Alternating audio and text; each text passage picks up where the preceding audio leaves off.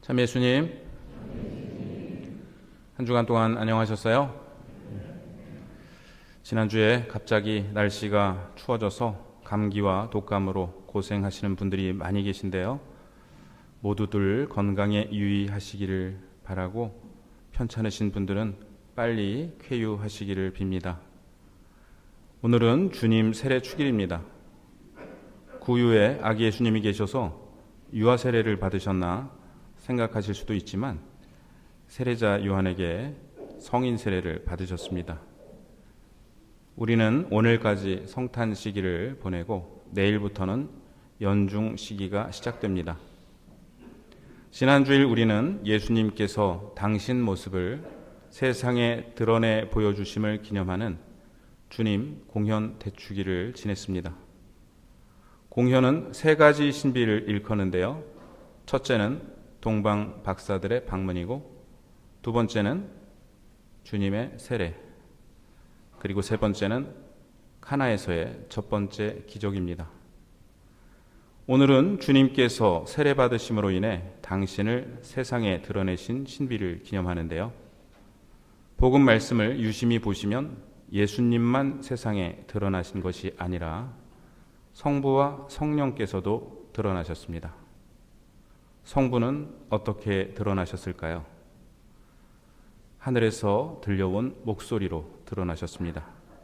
성령은 비둘기 같은 형체로 예수님 위에 내려오심으로써 드러나셨습니다.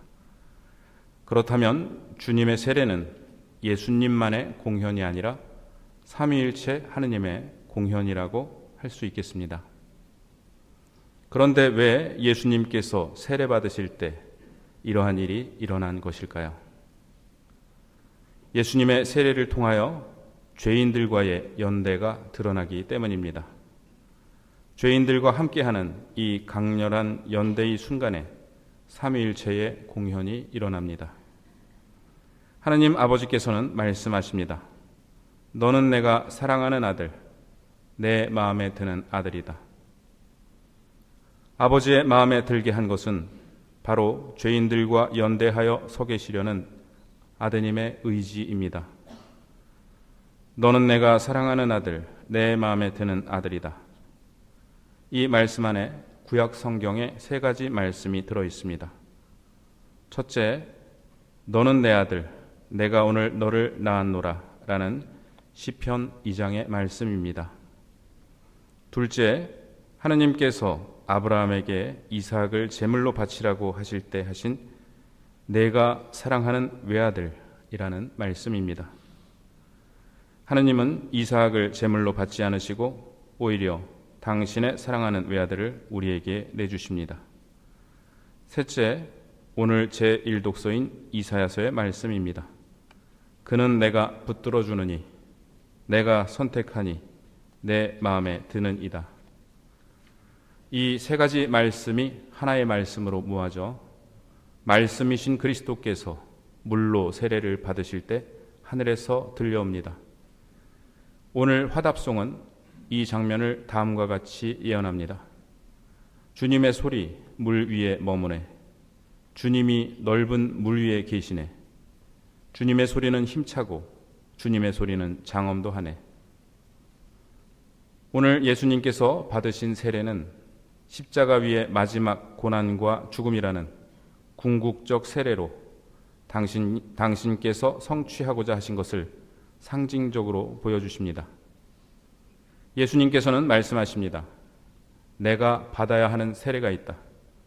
이 일이 다 이루어질 때까지 내가 얼마나 짓눌릴 것인가. 여기서 예수님께서 말씀하시는 세례는 당신이 겪으셔야 할 순환을 의미합니다. 예수님께서는 십자가 위에서 죄인들과 함께 하신 완전한 연대로 당신의 참모습을 드러내시는 공현을 완성하실 것이고, 결국 하느님 아버지께서 오늘 하신 말씀을 이방인인 로마 군인이 반복할 것입니다. 이분이야말로 참으로 하느님의 아들이셨구나. 예수님께서는 죽음이라는 혼돈의 물속으로 내려가시어 우리의 죄를 영원히 물에 빠뜨리십니다. 그리고 다시 한번 너는 내가 사랑하는 아들, 내 마음에 드는 아들이다 라는 말씀으로 죽음의 물에서 끌어올려지시며 부활하실 것입니다. 우리 또한, 그리고 우리보다 먼저 세상을 떠나신 분들 또한 하나님 아버지의 말씀을 듣고 죽음에서 부활로 끌어올려질 것입니다. 너는 내가 사랑하는 아들, 내 마음에 드는 아들이다. 너는 내가 사랑하는 딸, 내 마음에 드는 딸이다. 하나님 아버지께서 예수님을 죽음 가운데 두실 수 없으셨던 것처럼 당신의 사랑하는 아들, 딸인 우리 역시 죽음 가운데 두시지 않으십니다. 저는 재작년에 우리 본당에 부임한 후 첫 번째 사순특강 시간에 제가 알고 있는 가장 중요한 것을 나누어 드린다면서 이 말씀을 드린 적이 있습니다. 40일 피정 중에 하느님 아버지께서 저를 정말로 사제로 부르셨다면 저를 아들이라고 불러달라고 청했던 이야기입니다. 제가 신학교에 가겠다고 말씀드린 이후 신자가 아니셨던 아버지와의 갈등 안에서 가족 전체가 보낸 8년간의 힘든 시기를 떠올리며 과연 하나님께서 나를 사제로 부르셨는데 이렇게 힘들어야만 했을까? 혹시 내가 부르심을 받지도 않았는데 내 욕심에 신학교를 가고 사제 생활을 하고 있는 것은 아닐까 하는 의심이 일어서였습니다. 저를 사제로 부르신 게 맞고 앞으로도 제가 사제로 살기를 원하신다면 아들이라고 불러달라고 하느님께 기도드리고는 하루 종일 메마름의 상태에서 지냈습니다. 그런데 그날 마지막 묵상 주제로 받은 성경 말씀 안에서 하느님께서는 말씀하셨습니다. 너는 내가 사랑하는 아들, 내 마음에 드는 아들이다. 그 순간 저는 형언할 수 없는 하나님의 깊은 사랑을 느꼈고 그냥 아들이 아니라 사랑하는 아들, 내 마음에 드는 아들이라고 불러주시는 하나님 아버지의 말씀 앞에서 한참을 울었습니다.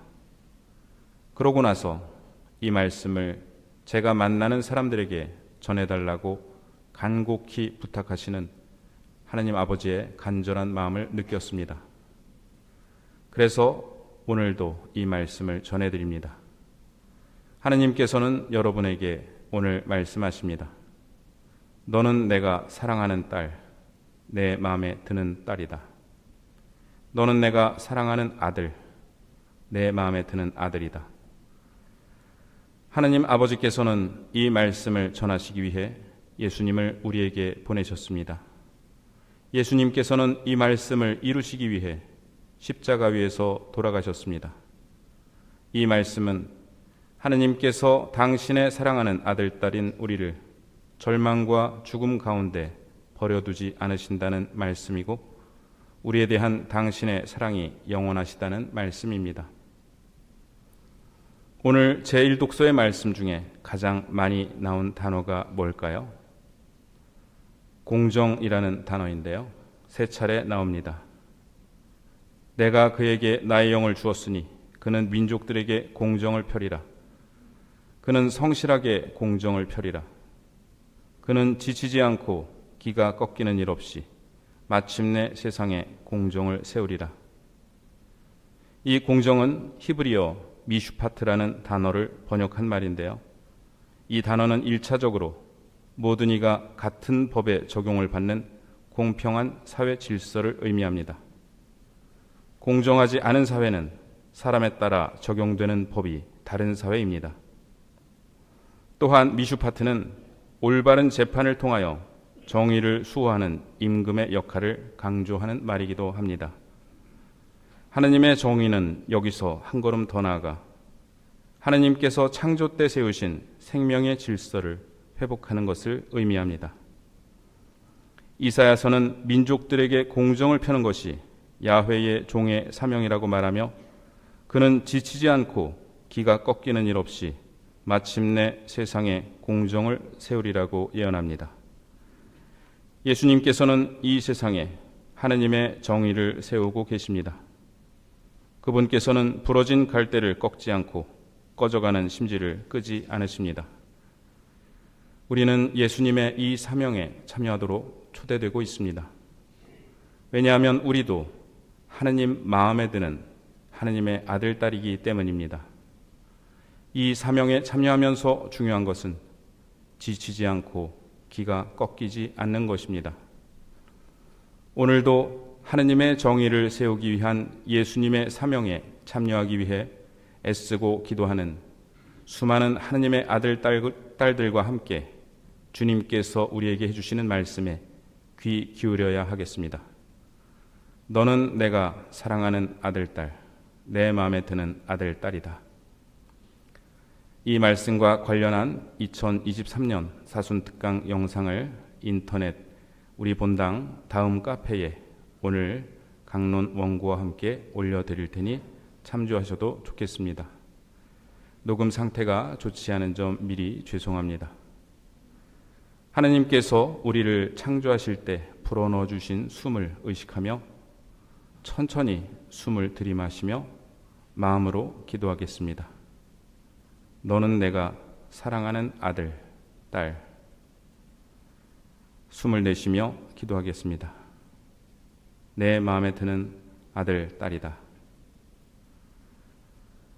이 말씀을 마음으로 반복하며 이 말씀 안에서 우리에게 말씀하시는 아버지의 음성에 귀 기울여 보시겠습니다. 너는 내가 사랑하는 아들, 딸, 내 마음에 드는 아들, 딸이다.